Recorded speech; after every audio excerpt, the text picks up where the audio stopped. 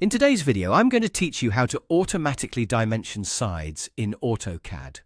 If you're used to manually dimensioning each side with the DIM function, you know it can be quite a time-consuming process. However, there's a more efficient way to get this done effortlessly and much faster with AutoCAD's QDIM function. I'm going to walk you through this process step by step, ensuring that by the end of this video, you'll be able to apply this technique easily to your own projects. We begin by opening up your AutoCAD project, where you'd like to add dimensions. Perhaps you've been adding dimensions one by one, which can become quite tedious. But today, let's switch gears and explore this quicker method. So the first thing you'll want to do is type in the command QDIM on your keyboard. This is the command for automatic dimensioning, and it stands for Quick Dimension.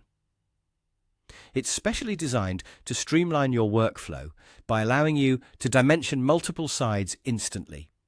After typing QDIM, hit Enter, and then you'll see your cursor change slightly. You are now in the selection mode where you can specify which sides or lines you'd like to add dimensions to.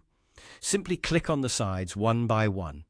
You can select multiple sides by holding down the Shift key while you click, which keeps multiple selections active.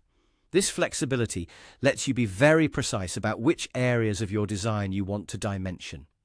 Once you've selected all the sides you're interested in, press Enter again. This locks in your selection and tells AutoCAD that you're ready to proceed to the next stage. Now, it's time to place the dimension lines. With your mouse, position your cursor where you'd like the dimension to appear. AutoCAD provides a preview line that you can move around, giving you the chance to position the dimension exactly where it suits your design best.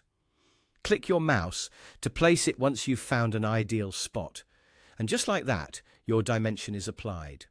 You'll notice that the QDIM function has automatically calculated and applied the correct measurements to each of the sides you've selected, while also ensuring proper spacing between the dimension lines, saving you both time and effort.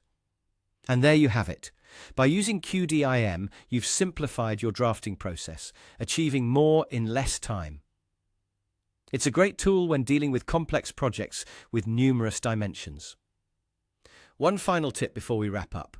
Always double-check the integrity of automatically generated dimensions. Occasionally, depending on project complexity, you might need to make manual adjustments for clearer design communication. I hope this demonstration helps enhance your productivity when working with AutoCAD. Thanks for tuning in, and see you next time for more tips and tricks.